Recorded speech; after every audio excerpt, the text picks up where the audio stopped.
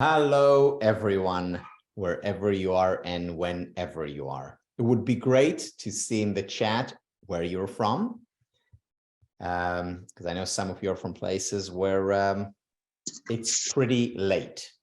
Thank you for staying up, even though sleep is important for happiness. Wow, so we're from Brazil and Mexico and the US and Dubai and Portugal, Serbia, Sweden, Israel, Chile, Colombia, Portugal. Wow. Paraguay, Poland, New Jersey. That's where I'm from too. Colombia. It's great to have you here. Thank you very much for making the time. So I'm going to talk about a topic today that is so much at the core of the whole field of happiness studies, which is about increasing levels of happiness. Because if it wasn't possible, then what's the point? Yeah, it's nice understanding the theory of it all.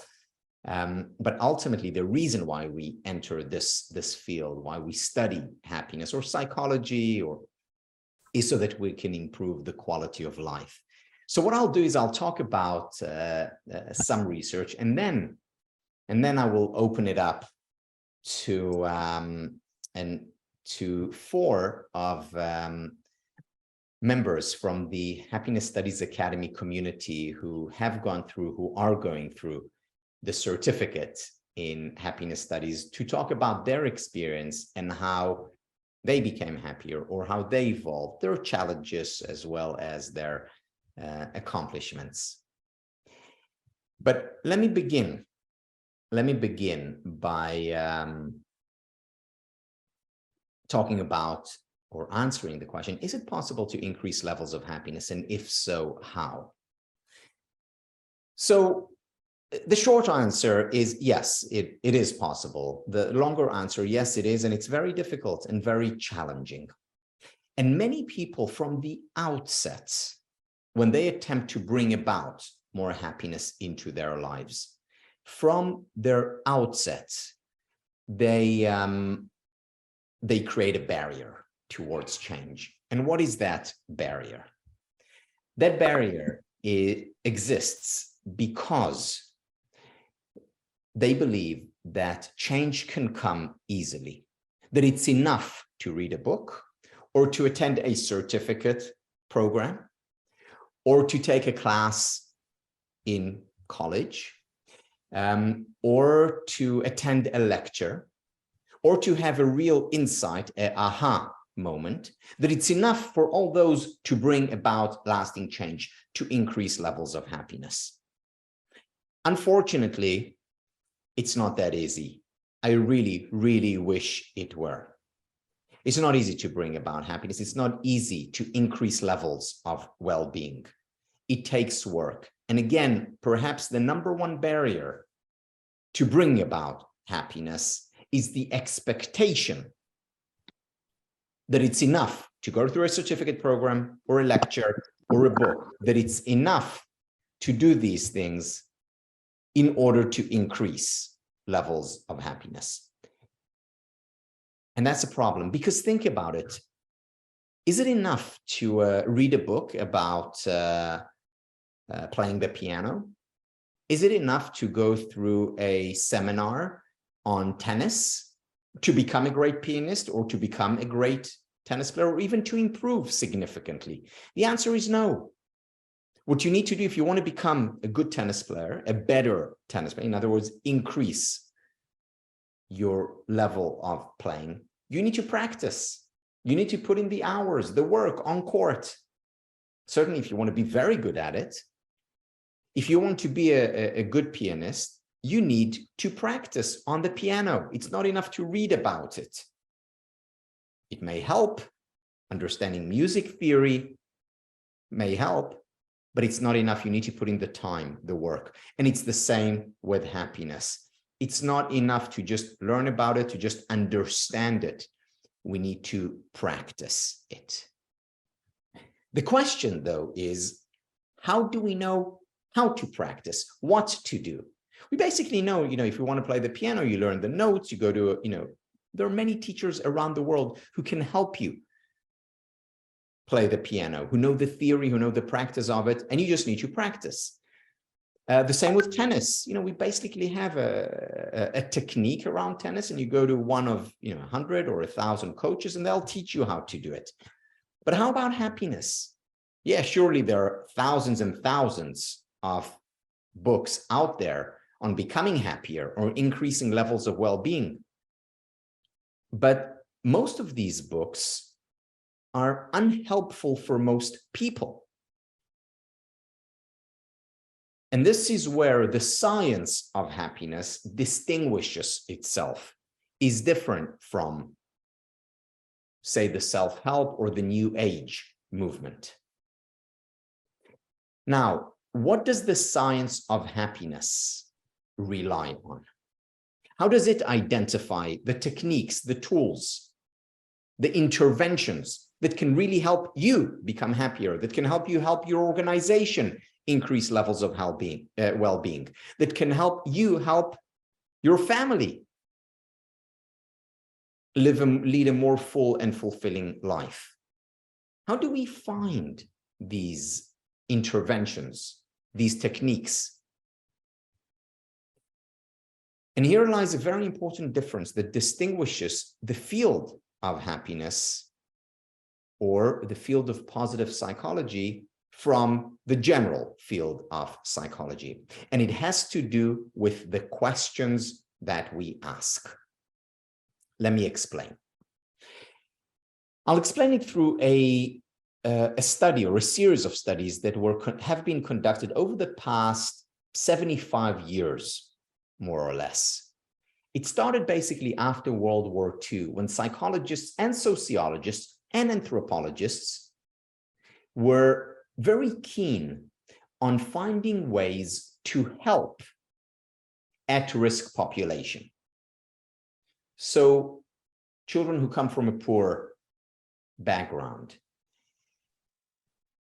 individuals who live in poor neighborhoods, at-risk population. They really wanted to help them. And the question that they asked in researching these populations was, why do these individuals fail?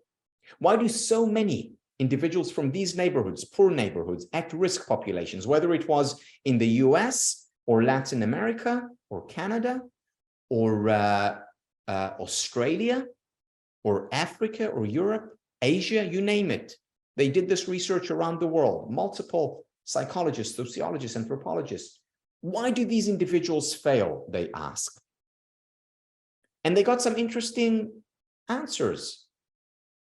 Some of it were economic answers. That's why they failed. Some of it were answers that revolved around their upbringing. However, these answers, these results, de facto, in fact, led to very few positive results. In fact, in the year 2000, a group of psychologists from the United Nations looked at all the interventions that came from this research that was conducted by psychologists, sociologists, and anthropologists on at-risk population. They looked at all the research that they came up with and the interventions, the practices that came as a result. And they asked, what impact did these interventions have on these children, on these neighborhoods? And they looked at 32 countries over a period of 50 years. So this was between 1950 and the year 2000. The impact, 32 countries around the world. And what they found in that research, a meta-analysis, meaning looking at all the studies that they could identify in this area, what they found was that these interventions, again, top psychologists, sociologists, anthropologists, a lot of money pouring in to this research and intervention program. The impact of it was zero. 50 years, 32 countries, the smartest professionals in the world, zero long-term impact. Needless to say, this was shocking, startling. But already in the 1980s, some psychologists and sociologists began to notice that something wasn't working with the way we were working. And they started to change their approach. And instead of asking the question, why do these individuals fail? Why do so many of these individuals drop out of school? Why do so many girls become pregnant at a young age? Why are so many people on drugs? Why is there so much unemployment in these areas? Questions that focus on the negative, on what's not working. They started to ask questions that focus on what is working. And they started to ask, what makes some individuals from these areas, these very poor areas, what makes some of them succeed despite unfavorable circumstances? You see, because not everyone failed. Some succeeded and succeeded big time. And they started to ask why. And that change of focus, change of question made all the difference. Suddenly, the programs that hadn't been working for decades were beginning to work. Suddenly, programs that were introduced by the likes of Karen Rivich, a professor at University of Pennsylvania, an 8-week intervention program, helped children in school rise above their hardship and their condition, their difficulties. Programs by John Kabat-Zinn and Richie Davidson on mindfulness were making a difference. Different programs by different individuals from around the world were suddenly coming in, showing real impact after decades of zero impact. Why? Because they changed the question. And instead of asking, why do these individuals fail? They started to ask, what do some individuals do that helps them rise above their predicament, that helps them be successful? And they started to study those. Now, these individuals who succeeded were the minority. But by studying them, we were able to not just describe the situation in those neighborhoods, but we were able to prescribe a better way of doing things. Just because the question asked. And here lies the very foundation of the field of positive psychology, of the science of happiness and of happiness studies. It asks different questions, and these different questions lead to different outcomes. You see, because if you're interested in becoming happier in your relationship, the way to learn about how to create happier relationship won't come by studying divorce. It will not come by studying relationships that don't work. Yeah, that may help. But if you want significant impact, go and study relationships that work. In fact, go and study your relationship and ask, what is working? What is going well? What were our best times together? Explore these, study these. And through that, you will be able to bring about positive change in your relationship. If you want to become happier, it is not by studying people who are depressed or anxious. Now, don't get me wrong. I'm not saying that studying people who are depressed and anxious is not important. It is extremely important. However, you will not find the answers to how can you lead a flourishing life by studying those individuals. You'll learn how to lead a flourishing life by studying flourishing individuals. So you don't learn about thriving relationships by studying divorce. You don't learn about flourishing lives by studying depression. You don't learn about successful organizations by learning about business failures. Once again, I'm not saying business failures are not important to learn. They're very important to study. However, if you want to be at your best in your relationship, individually, in your organization, you need to study what works. And this is what the Certificate of Happiness in Happiness Studies is all about. We study what works. We study what works spiritually,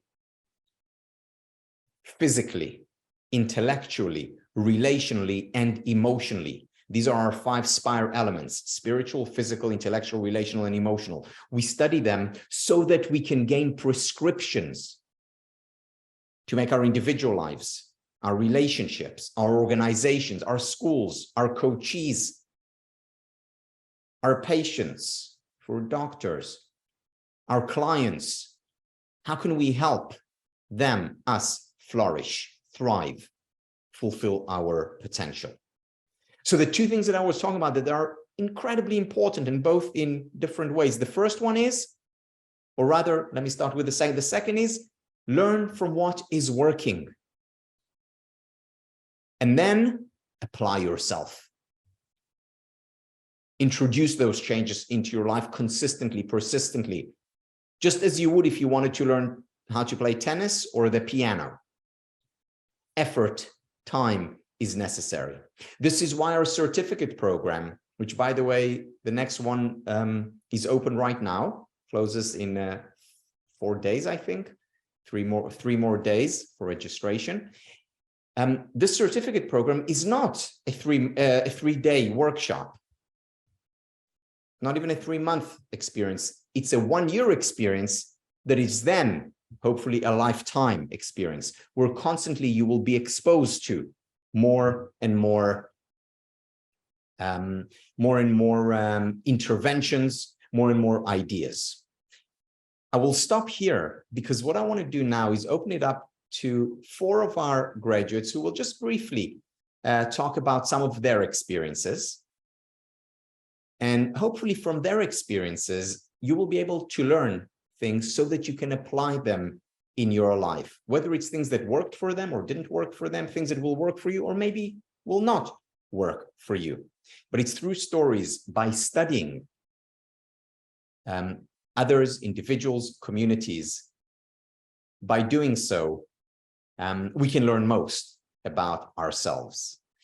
I would like to introduce first Dr. Nazir Hussain, who will share some of his experience. Dr. Nazir, it's so wonderful to see you. Thank you so much for joining us. We can hear from you, please. You're muted, Doctor. Dr. Nazir, you're muted. Sorry. Thank you very much for providing me a golden opportunity to share my personal experiences. Thank you. Before sharing, I did depression in my PhD, and I worked with client PTSD, borderline personality, suicidal client, difficult, challenging conditions. And at the same time, like any other human being, I have a lot of personal tragedies, losses. My son died. My health became critically bad, and I lost a lot of money and a type of many setbacks. And all of a sudden, one day, I found myself thinking, why me? Why me? When I noticed that my own thinking is making me a miserable person, how can I move from this negative mode of thinking to more realistic, more practical way of thinking? Then I shift. Why not me? Bad things happen to anyone. It happened to me. I am like anyone else, human being. I am a fallible human being. When I changed my thinking, I noticed that more positive thoughts start coming into my mind. Then I started noticing what is going well. I noticed that beautiful tree. I noticed blue sky. I noticed green grass. I noticed birds singing. Then I realized there is more right than wrong. What I noticed, I was expanding on it. And at the same time, I saw an advertisement, happiness study. At that time, I was struggling with very bad head injury, post concussion. I was really struggling. When I attended the first lecture, I realized hmm, this makes a sense. I was able to connect, I was able to relate with the real life approach. I noticed the content, a real life content, it is not fiction, it is not a selling pitch, it is not a publicity, it is real message. Then every day I started noticing what is going well. Then I started sharing with other people what is going well. So I got lemon. I started making lemonade. Then every day I was thinking something positive. I was sharing something positive. I was, I was feeling positive, and I was talking about positive. When my condition improved, I started my practice. I practiced psychotherapy. And when I combined the element of Spire element, Spire, believe me, my impact, I became much more satisfactory. My client became more happier, and I was making a big progress. Then I was receiving a lot of validation. Then I realized I can make a change. My son is a medical doctor. He asked me, Dad, you are struggling, you are clinically depressed, you have head injury, you have undergone that surgery, and you have multiple diseases and illnesses. And you always ask me what was good today. Then I shared the secret of Spire, that I stay focused. What is my spiritual purpose? What is meaning in my life? Then I realized I matter. Then I paid attention to my physical health. I go to gym. I start healthy diet. I have improved my sleep. Before that, my sleep was probably about 3 to 4 hours. I am sleeping for 8 hours. And when I get up in the morning, I feel fresh.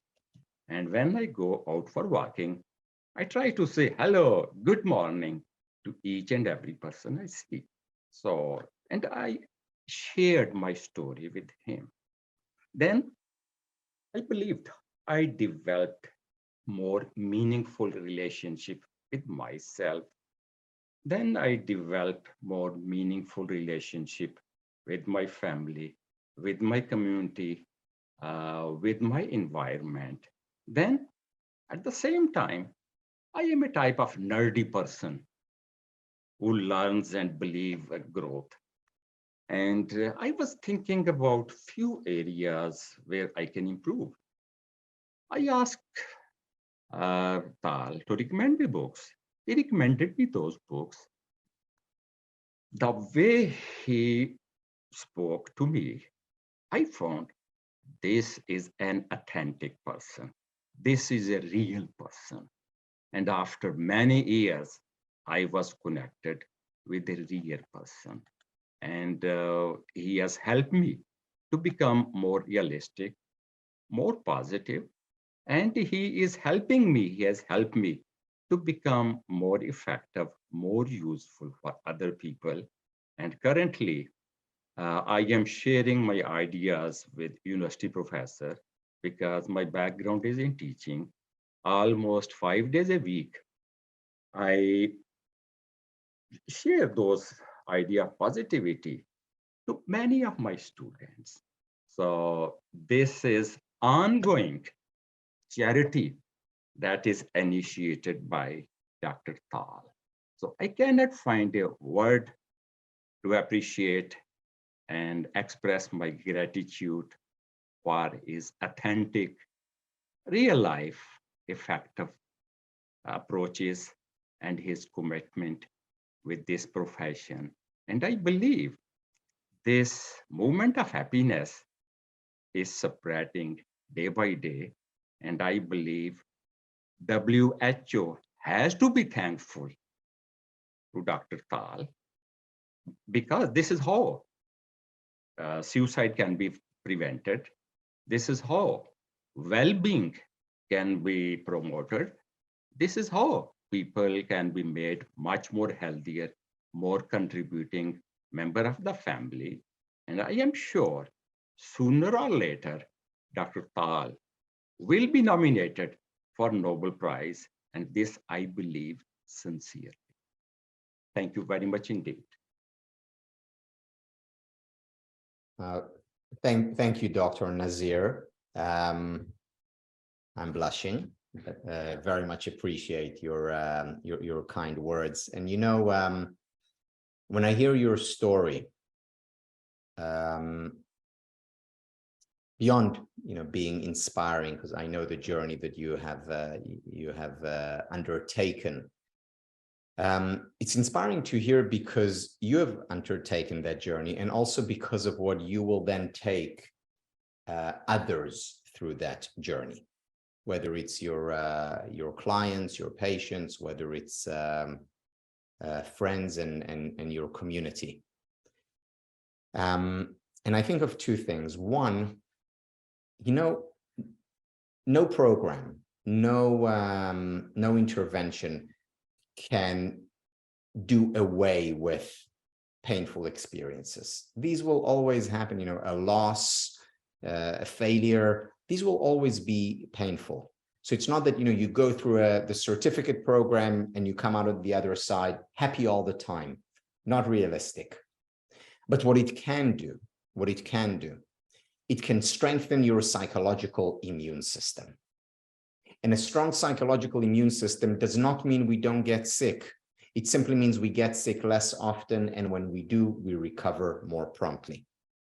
And this, to me, is what your story captures, a strengthening of the psychological immune system, well, for you and, of course, for the people you interact with. And again, you talk about work.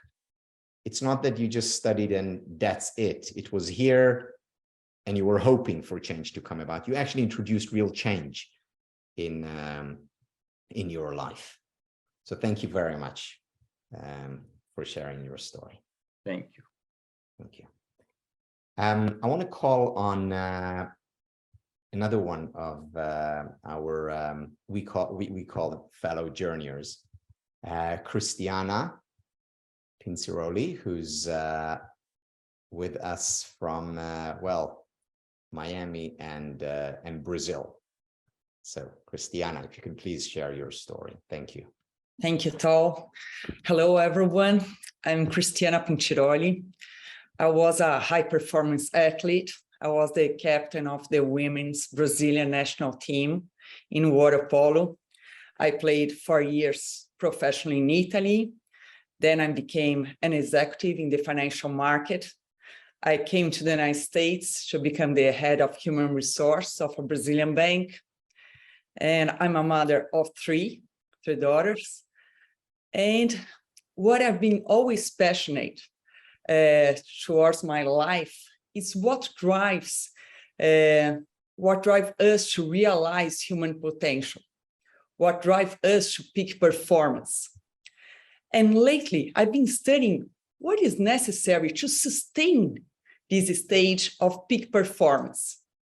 So different environments, from the athletic environment, in sport, at the bank, in our personal lives, as a mom, with my three daughters, to exercise that in my family, and especially how to work in something that we know it's very important, the perseverance, the repetition, the practice, the endurance, the dedication, but also taking care of our mental health, avoiding burnout, how we can create moments that is like a pit stop in the race cars, when it's necessary to go for the pit stop so you can re-energize. Otherwise, that's an analogy that I learned with Dr. Tal Ben-Shahar that really helped me to understand the concept. No, there is no Formula One racer that wants to go to the pit stop whenever we are winning. But if we don't go there, we have a risk of running out of fuel or exploding our tires. So it's very important to take care of our aspect in terms of managing energy. And what the science of happiness has brought to me, it's a methodology and a way that brings practical interventions, and you develop from inside out. I've always studied a lot about extrinsic motivations. And in the science of happiness with Tal, I learned how we can develop these interventions, these tools from inside out that can be so powerful. And as Tal said, we all are going to have challenging moments in our lives. And how important it is that when you know how to manage these interventions in your best advantage, taking care of, taking the best out of the situation, we cannot avoid difficult situations that happen to us, hardships, very difficult ones, but we can manage how to extract the best out of that, grow from it. So that's what I learned in the science of happiness. And when I started studying, it was when I left the bank after a 23 years career. And at a certain point, I was feeling empty spot. I said, what now? And I found a journal that said, Chris, when are you going to finally hear your heart and write a book? And I said, how am I going to write a book? From where I start? And then studying the science of happiness was with all that I learned from these different scientific-based research that come from psychology, from medicine, from the genius of our histories, going back to Greeks, going to Eastern culture and Western culture, that inspired me in writing my book. I invited my father, he was an Olympic player, and we wrote Sport, a Stage for Life, combining all our experience in sport, our personal histories, scientific-based research that I learned in the science of happiness, and bringing with a practical tool that not only benefit me, that nowadays I can influence others through my book, spreading this knowledge, and also through my coaching practice. So I just launched an online training program that is called Growing with Sport in Brazil, that all these things that again comes from the methodology that I learned here. So it's something that it was a life changer to me, that combined something practical that I benefited a lot from, that helped me to go through all the COVID, or the pandemic, helped me to have a common project with my father, realizing a dream in writing a book, and how I became an entrepreneur, creating my own company that leveraging the power of collaboration and delivering something more powerful. And nowadays, what is my passion is helping athletes. My oldest daughter, she's at Stanford University. She's a student athlete, playing water polo as well. And how we can help athletes, executives, in bringing a more balanced life, in managing their energy level, and teaching them these tools. As Tal always tells us, we are like gardeners. We are like gardeners as parents, as leaders, as coaches, that how can we create a fertile soil so all the seeds of greatness that exists within all of us can flourish. That's my mission. Wow, thank you, Christiana. This is wonderful. And I was so moved and touched just last weekend to receive a copy of your new book. It's very meaningful for us to see the impact of your work, whether it's in the workplace, whether it's with athletes, and in the future in schools. And I think your work embodies, more than anything, the connection between success and happiness. So you come from, the highest levels of success, an Olympic athlete, a professional athlete, extremely successful in the business world, and then studying happiness and seeing how happiness is so intimately related to success, not because success leads to happiness. We know that it doesn't, certainly not to long-term happiness, but rather the other way around, how increasing levels of happiness, how connecting to our internal intrinsic motivation, how finding our passion, how finding balance in our life. All these things contribute to our happiness, and through that also contribute to how successful we can be. So when we talk about flourishing in the context of our certificate in happiness studies, or for that matter, in the context of the master's degree, we're always talking about this connection. Yes, happiness, and through that, how it leads to higher levels of success, whether it's in sports, whether it's in relationships, whether it's in business, whether it's as a therapist or a doctor, a medical doctor. So thank you very much, Christiana, for doing your work and for being part of our community. Thank you. Thank you. And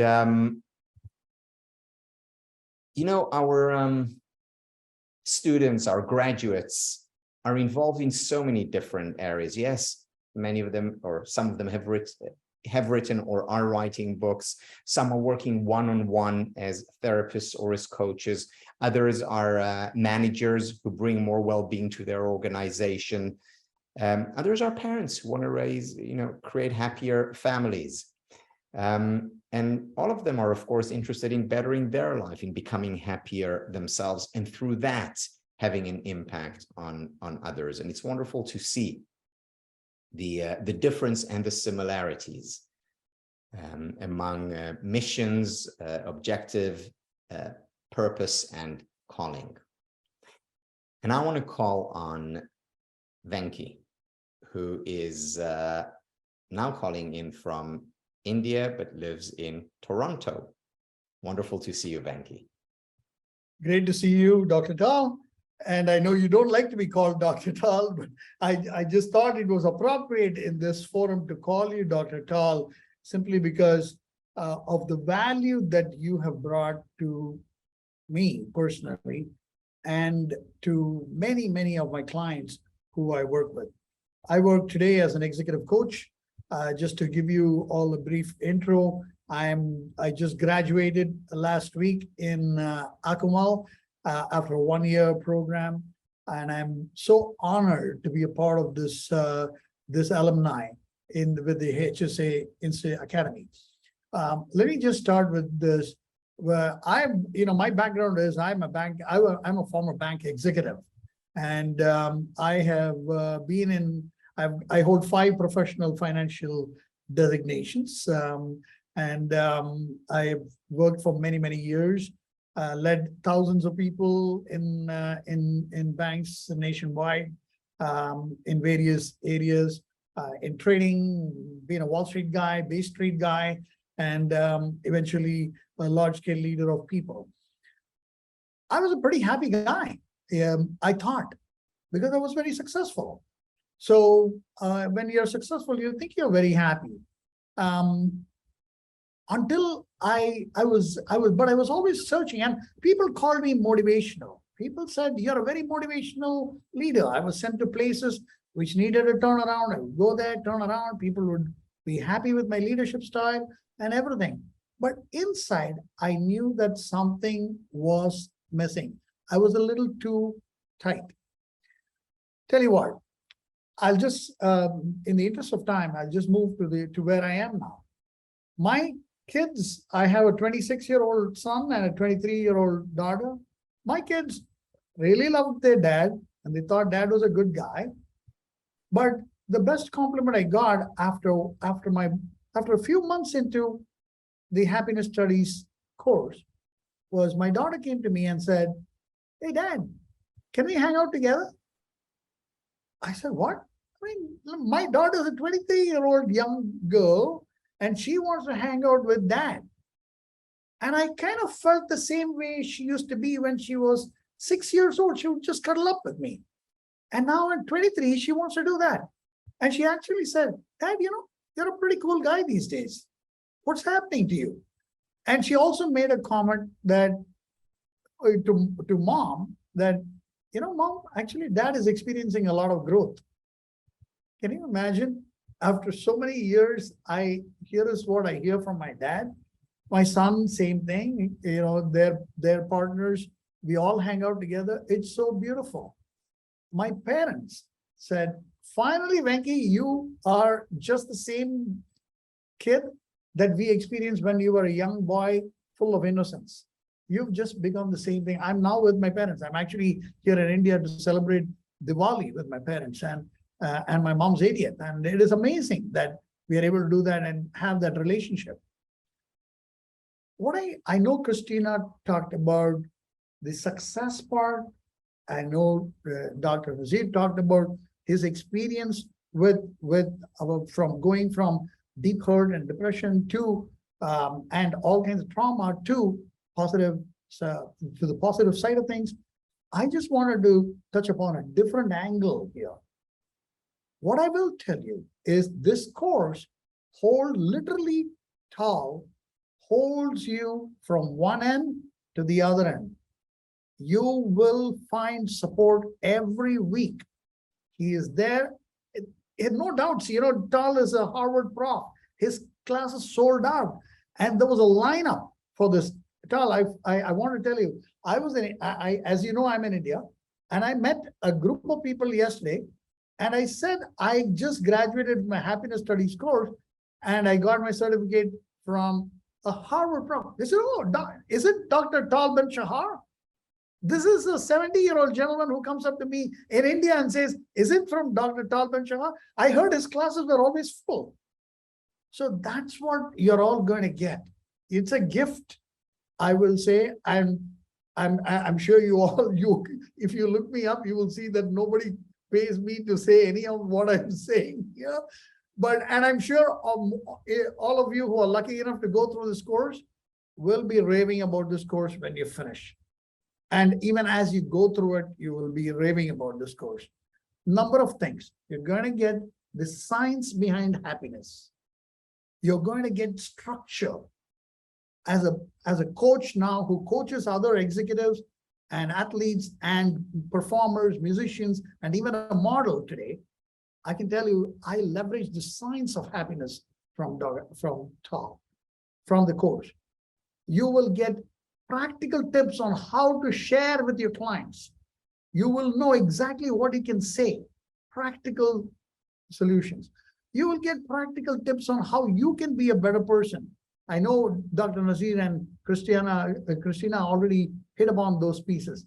You will have things like small little tips. I'll give you one tip. MVI, minimal viable interventions. Small steps, small changes lead to big changes in the end. So if you want to make big changes, you don't have to just boil the ocean in one shot. Just take small steps and the results will be huge at the end. There are so many things you will get. You will get your webinars, as I said, you will get your lectures, you will get interaction with the community, the HSA community. We are here, we are on Facebook, we are on the webinar, we are on WhatsApp. And we go to retreats. And Tal will visit you in your own country, in your own town. The support is just unreal. And now I'm a graduate. This is the one big difference, and I'll leave you with this. As a graduate, what do you do? You're done. You're out, right? That's not what it is here. As a graduate, I just attended An hour ago, I attended a webinar and I learned again through this webinar. That is what you get. You get a lifelong journey of learning. And it's just, I cannot just tell you how impactful it is in your own life and anybody you touch. Your family's life will change for the happier, and they will be healthier, and there will be better well-being, and your clients' lives will change for the better as well. So I leave you with that, and I want to again express my gratitude to Dr. Tal and the HSA Institute. Thank you. Thank you very much, Venki. It's very, very moving to hear. And I want to amplify what you said because, you know, when we created the Happiness Studies Academy, we had a dilemma. On the one hand, we thought we want to reach as many people as possible. So we'll have it online. But on the other hand, we thought, you know, the impact that you can have face-to-face is significantly higher. And we wanted to create a program that had that face-to-face interaction. But then if it's an in-person program, then you cannot reach people in different places around the world. And we have students from over 70 countries. And most of them wouldn't have been able to attend. You know, if we've had it in, you know, 1 or 2 places, a small number could. So there was a trade-off. And the way we resolved it is, first of all, it is online, 100% online, whether it's our certificate program or our master's program, they're both online. However, we also have those retreats. So for example, just last weekend, we had, you know, 3 days we spent in Akumal. And we had people obviously from Mexico who attended, but Venki came from Toronto, and Christiana came from Miami, and we had students come from, some came from Europe, from Portugal and Germany. So we had people from all over, and we have a retreat in Europe in a few months, in Lake Como in Italy, and we had one in Miami a few months ago. And wherever I go, I meet with students. So I actually met Venki in Toronto for the first time, and I met students in France, and soon China will open, and I'll spend time in China. And wherever we go, we interact because we know how important these face-to-face interactions are. In addition to having this online program, and as Venki mentioned, it's a lifelong program. Yeah, you're signing up for a year for this program. And you can complete it in a year, or you can complete it in 3 years. It's your pace. However, even after you complete it, you're still part of this community, and you can attend all the retreats and the weekly webinars that are live. We're just on, just a few hours ago, I was on a webinar. These are all available to you for life. Why? Because becoming happier is a lifelong journey.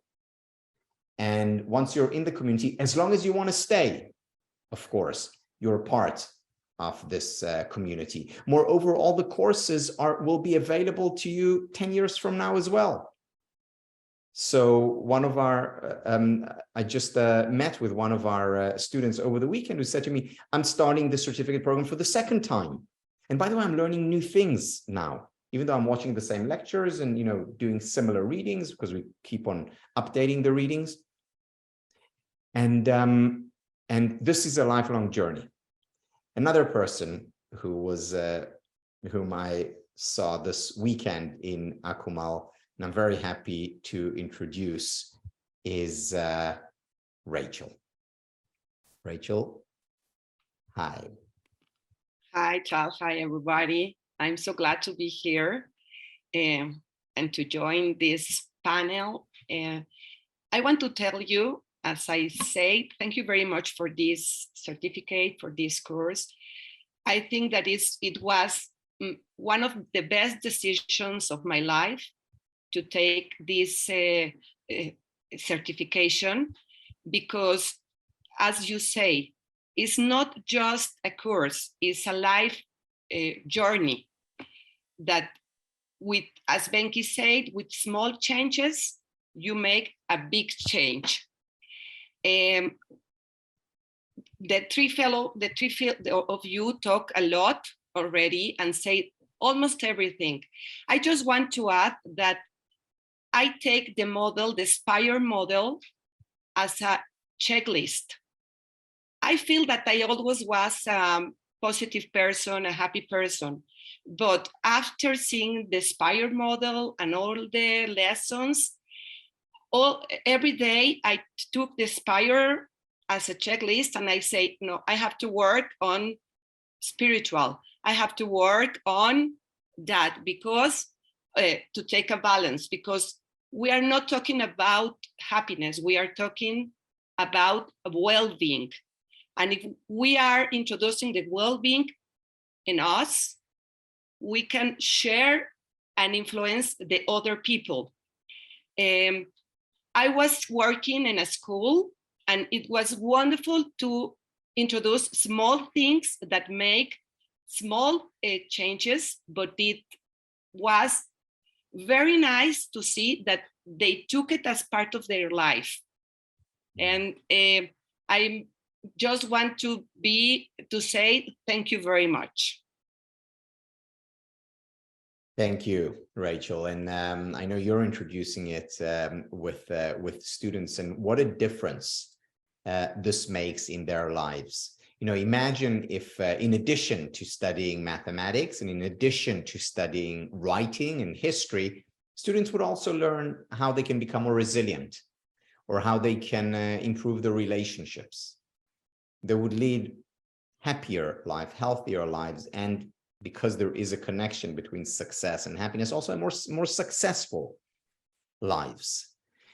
Now, Rachel, you know, you emphasized the idea of small changes make a big difference. And, you know, Venki talked about it. And it's such an important part of the certificate program because, you know, we're not promising transformation.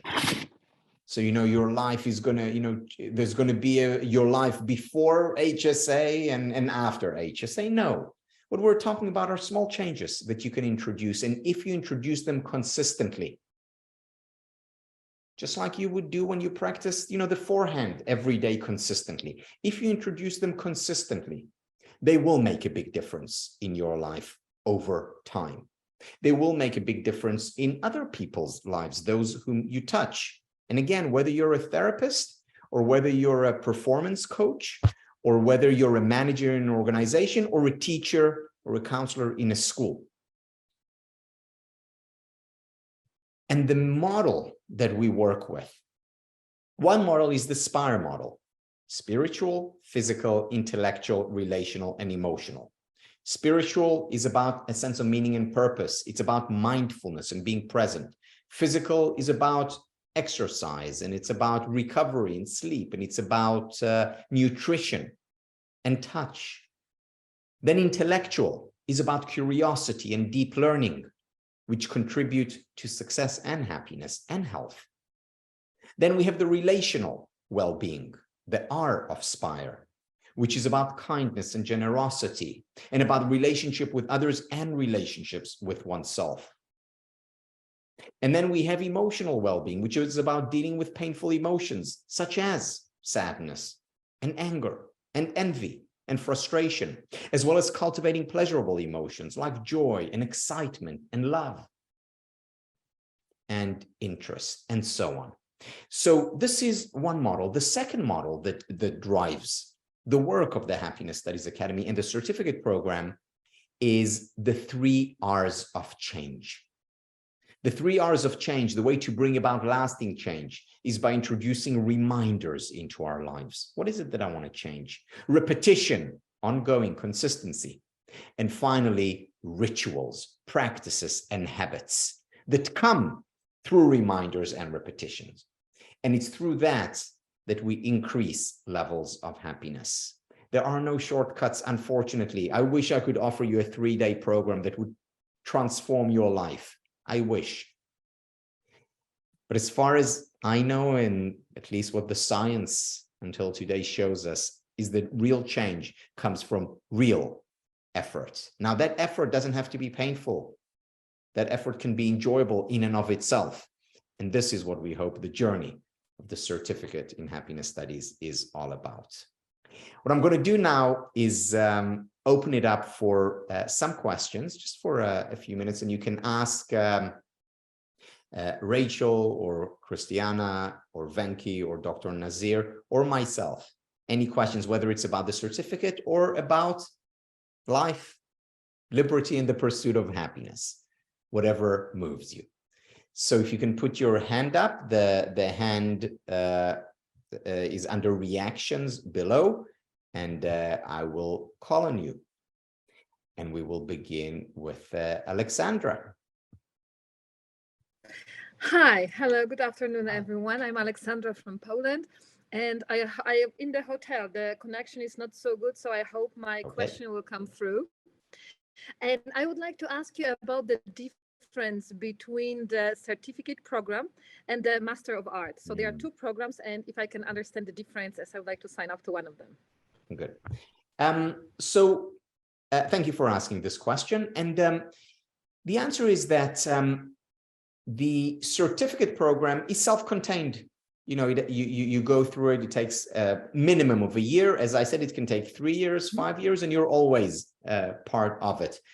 You essentially have 2 courses as part of the certificate program. The first course is Introduction to Happiness Studies, where we talk about the SPIRE model, where we go more in depth into what is spiritual well-being and what have we learned from the successful people, the flourishing people, that can help us introduce more meaning into our lives. And then you go through the physical, intellectual, relational, emotional well-being, and that's about 6 months. You have exercises, a lot of it is, of course, applied. And then you have a second course. After the Introduction to Happiness Studies, you have Facilitating Happiness. Facilitating Happiness is about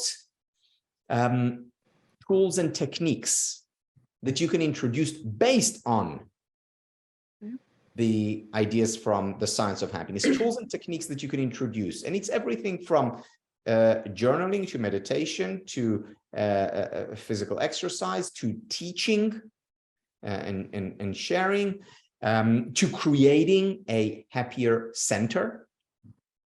Different ways in which you can introduce change in your workplace, in your coaching practice, in your homes.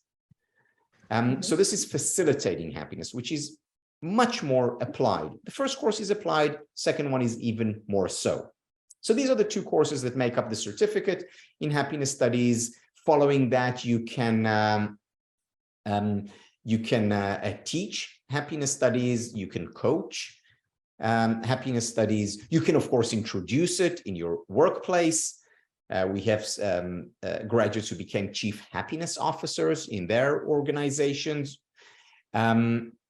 You can apply it in different areas in your life. You also get a course that you can teach after, where we provide you with the material, whether it's to children in schools, whether it's to adults. So there's a great deal that you can do. There is also a vibrant community, a HSA business and alumni club. They're the ones responsible for organizing the retreats, for example. They're also the ones who bring together the alumni and students to talk about about applications.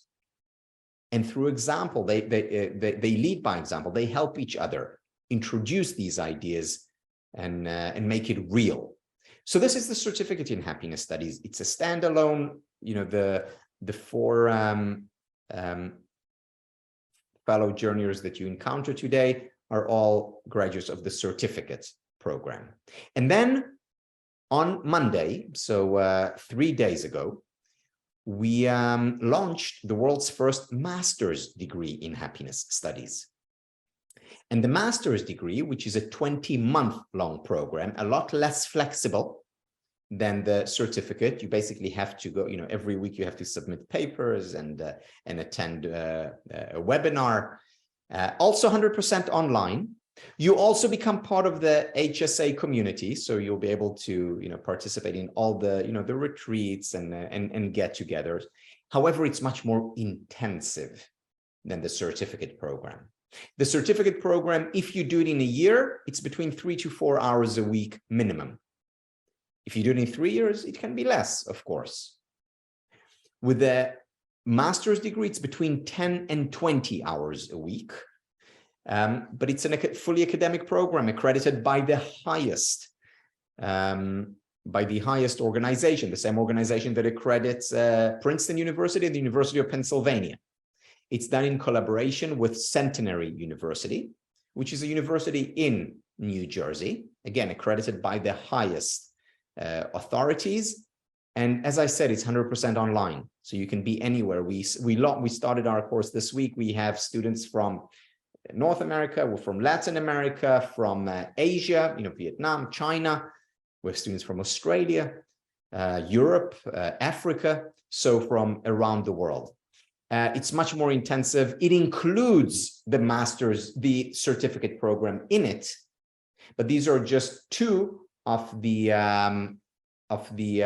7 courses that make up the master's. Now, if you take the master's and decide later to do if you take the certificate program and a year from now decide you want to go to the master's program, and we have students who are now part of the master's program who've already taken the certificate, what you can do then is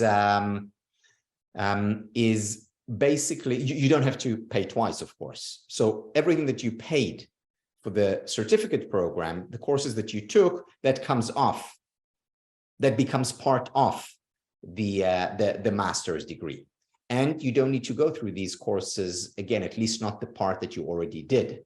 Yeah, there are certain papers that you have to submit that you didn't submit as part of the certificate program. But in terms of watching the lectures again and doing a lot of the work, you will be exempt from it. So in many ways, you can start with a certificate program, decide, oh, this is great, I want more, and then go for the master's degree, or you can go straight into the master's degree, or neither. That's okay too. Thank you so much for all the answers. That was very helpful. Thank you. Thank you. Are there any other questions? Anyone else who wants to ask about the program, or any other question about happiness in general?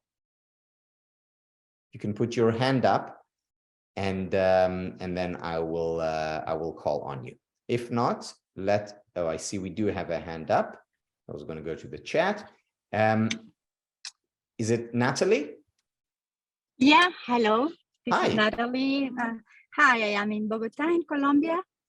And I have a very short question. When is the next retreat scheduled? Yeah, so we have 2 types of retreats. One which is intensive. It's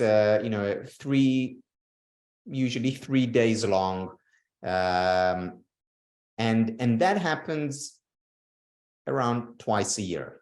So that one took place, the last one, but of course during COVID we couldn't have them. But the last one was in Miami. The first one was in Miami. The second one was now in Akumal in Mexico. Our next one is in March in Lake Como, which is in Italy. And what we do with these, with some of our retreats, is we combine it with another conference that is taking place anyway. So for example, the World Happiness Summit, which is an amazing conference, which regardless I recommend that you attend, will be held in Lake Como between the 24th and the 26th of March. 24th to 26th of March, Lake Como, World Happiness Summit. So many of our students are going to be there anyway. I'm going to be there. I wouldn't miss it. So we've tagged on a retreat which will take place between the 21st and the 23rd of March, right before. So many people who come in, many of our students come in and they participate, or our alumni participates in our retreat and then stay on and participate in the World Happiness Summit. And there are speakers, lecturers, programs from all over the world that come there. In Akumal, it was just our retreat. Many chose to stay or come in early or stay later and use it more as a vacation, longer vacation. But it was just the 3 nights that we stayed there for the retreat. So that's one kind of retreat. 3 days usually, pretty intensive. A lot of content in terms of material, a lot of partying, a lot of just hanging out together, just spending time together, compensating for what we cannot do when we are on Zoom. So this is one retreat. The second type of, I'll call it a mini retreat, is what I'm very, very keen on and what I really focus on. And that is meeting students, fellow journeyers, alumni, wherever I go. So I travel a lot. It's what I do. I give lectures, and over the past 3 months, I've been to France. Just before that, Canada. I'm going to Madrid next month, and in all these places, Belgium. Just before that, in all these places, I meet with fellow journeyers. And we have an intimate, get together, 2-3 hours where we just talk, where we just chat, where we ask each other questions, we learn. And I love these because they're not as long as the retreats, but they're more intimate. It's smaller groups. And that's, as far as I'm concerned, a very important part of what we do at the Happiness Studies Academy. I must say, I would not be satisfied if it was only those online interaction. I really value and cherish those mini retreats, and of course, the bigger retreats. So the next one is I'll be in Madrid. After that, I'm sure I'll meet fellow journeyers on different locations, and that can be 10 to 20 such meetings during the year, in addition to the big retreats, of course. Okay, thank you. And just one last question. During the 12-month studies for the certificate, how the students are in contact with each other? I mean, I think someone mentioned WhatsApp groups and everything. So that's something that really happens, because I agree with you. I mean, the sense of community is so important. Yes. Yeah. So first of all, we have quite a few students from Colombia, from Bogota, and they meet. Our students meet. They meet. They may meet initially in a retreat or in a get-together in a specific town. But I know, for example, Venki's from Toronto. Okay. So I saw Venki. I don't remember what month it was, but a few months ago, and there were others who came. We were, I think we had 6 of us, or 7 of us, including me. And then consequently, following that, they remained in touch and they met. Great. And then we have groups that meet regardless, they'd never met before, but they're online and they're in touch. And, you have a community, an online community, and you ask, who's from Bogota? I'd love to get together. I'll invite you for a meal, or let's go to Andres together. And that's where you create a community. And they're not just geographical groups, they're also interest groups.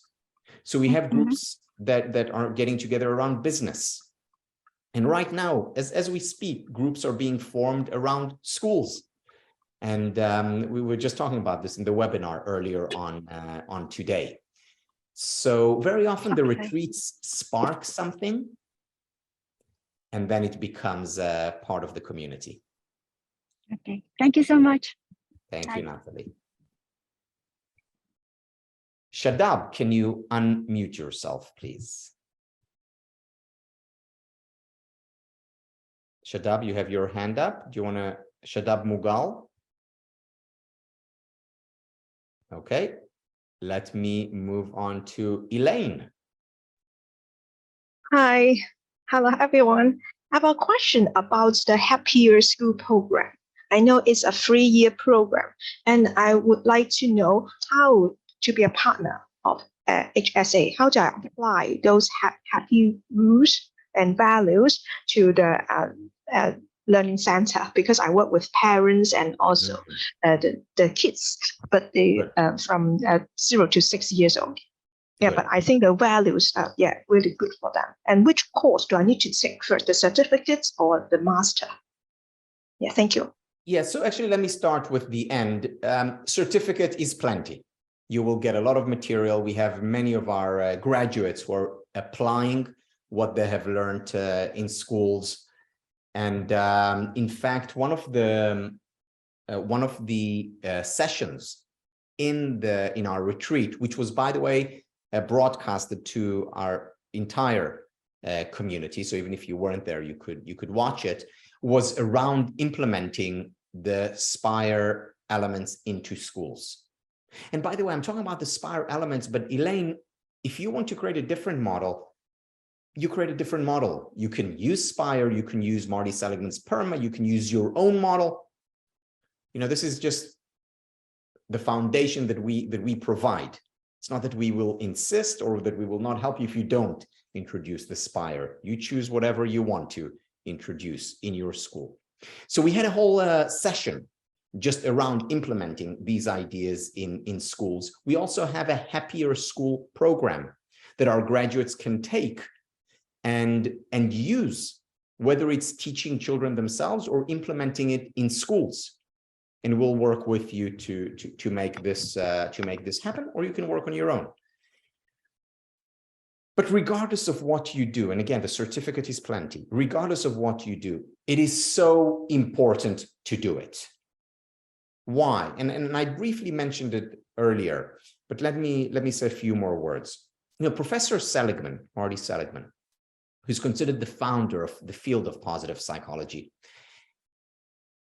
often lectures, speaks to parents and teachers, and he would always begin his lecture, his address by asking the parents and the teachers two questions. The first question he asks is, what would you most want for your children? What would you most want for your children? And then he goes to the board and he actually writes down what they say. And he makes a list number one. And what do parents say? Of course, you know, I want my child to be happy, or I want my child to have good relationships, or I want my child to be resilient, or I want my child to experience joy, to flourish. So he makes a list of all the things that parents most want for their children. I want my child to be healthy, whatever it is, makes all that list. Then he said, okay, list number one, done. Let's move over to list number two, question number two. Question number two is, what do children learn in school? And the answer is, and again, he makes a list. The answer is that history and biology and writing and mathematics and geography and chemistry. There's almost never an overlap between the two lists. Now, it's not that the second list is not important. Of course, it's important to study history and writing and mathematics and biology. But why are schools almost entirely ignoring the first list? Now, if that had happened 50 years ago, I would have understood. But today, when we have a science of happiness, why are schools almost entirely ignoring what the science of happiness can teach us to help increase levels of well-being, to improve our relationships, to help our children and us become more resilient? And this is why, Elaine, it's so important that you and others take these ideas and apply them in schools. Teach those children so that they can become better at, when it comes to the first list, becoming happier, more resilient, better relationships, healthier. And we know how to teach them through the science of well-being. Whether you do it through the Happier School program, whether you do it through the SPIRE model, whether you do it through the Elaine model, it doesn't matter. The key is to bring science, evidence-based interventions into our schools, into our institutions.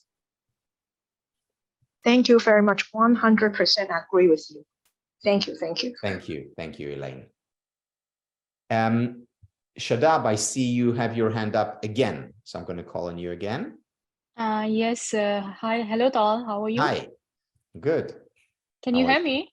I can hear you loud and clear. Oh, thank you. I'm from UK, and I actually have got two questions.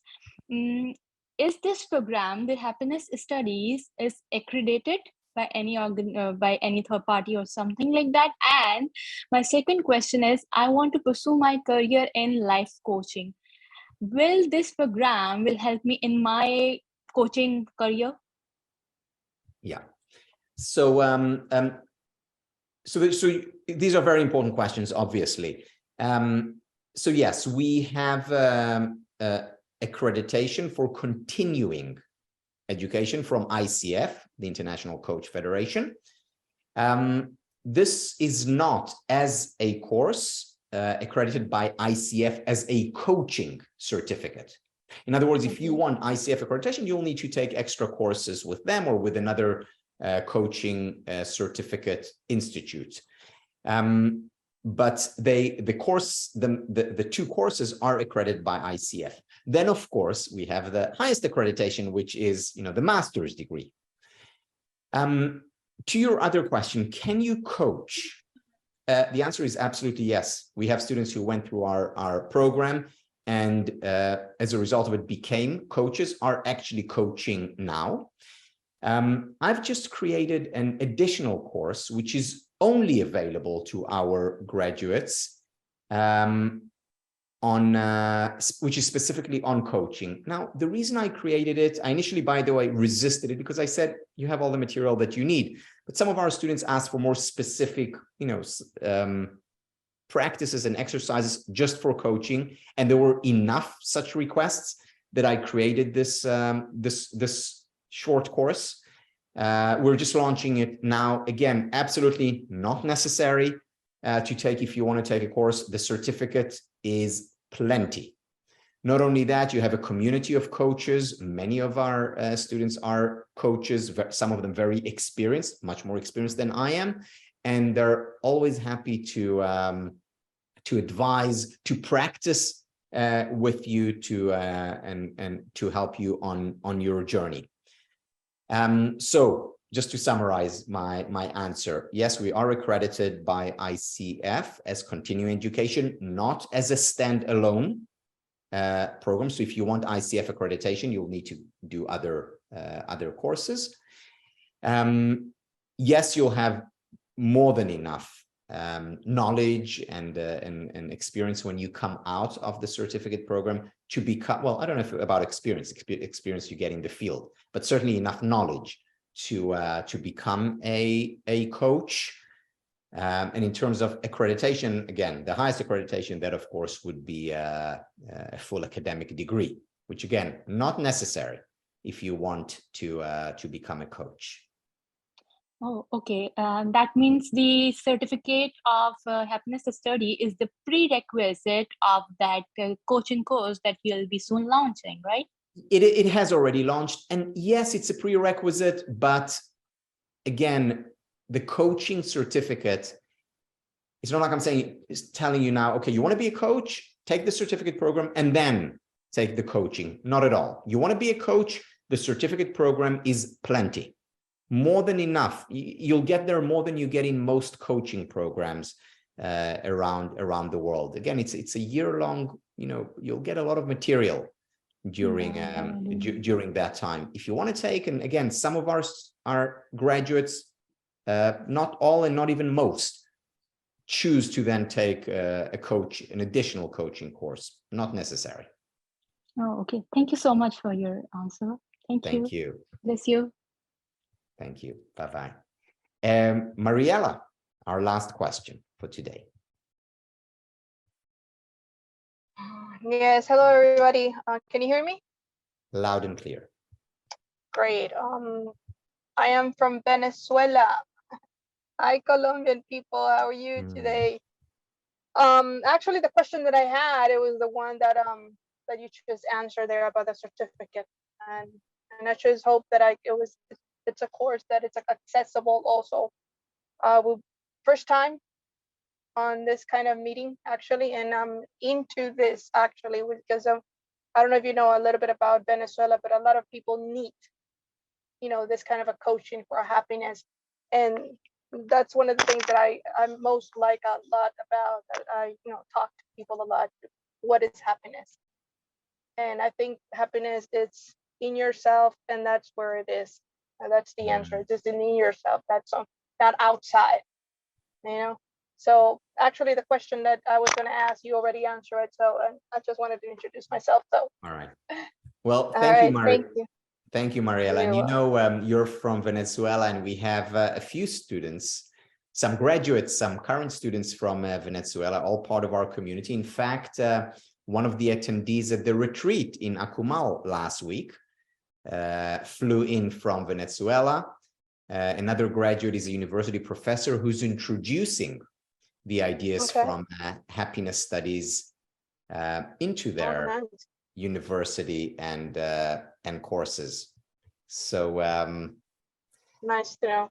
As I mentioned, we have students, fellow journeyers from over 70 countries, and I will just end by saying that I always start a course, whether it was the master's degree this week or the certificate that we are starting now. I always tell my students that I'm on this journey with them, because many people ask me, so Tal, 30 years in this area, are you finally happy? Because I started off not being happy. That's why I got into this field. And my answer to that is that I can't answer this question, because there is no point before which one is unhappy, after which one is happy. In other words, it's not 0 or 1. Rather, it is a lifelong journey. In other words, today I'm a lot happier than I was 30 years ago, no comparison. At the same time, I still hope that 5 years from now, I'll be happier than I am today. And therefore, I'm a fellow journeyer. I'm on this journey alongside with every one of you, and more intimately with every one of our programs. And we learn from each other, and we grow together as a community, because it is incredible what power a community has, whether the community introduces interventions in schools or in companies, or in more intimate settings like a therapist's office or with a coach. The impact that it has is remarkable on the members of the community and on those they come in touch with. So I hope you join us. I think, again, as I said, I think there are 3 days more or 4 days more for this cohort of the certificate in happiness studies. And regardless whether you join or not, I hope you stay in touch. We have many programs that are open to the general public, because what we want to attain, what we want to achieve is increase levels of happiness, well-being, flourishing for all. And we do it a lot better together. Thank you very much, Christiana. Thank you very much, Venki. Thank you, Rachel. Thank you, Dr. Nazir, for sharing your stories. And thank you for being an inspiration to me and to so many others. Take care. Bye-bye.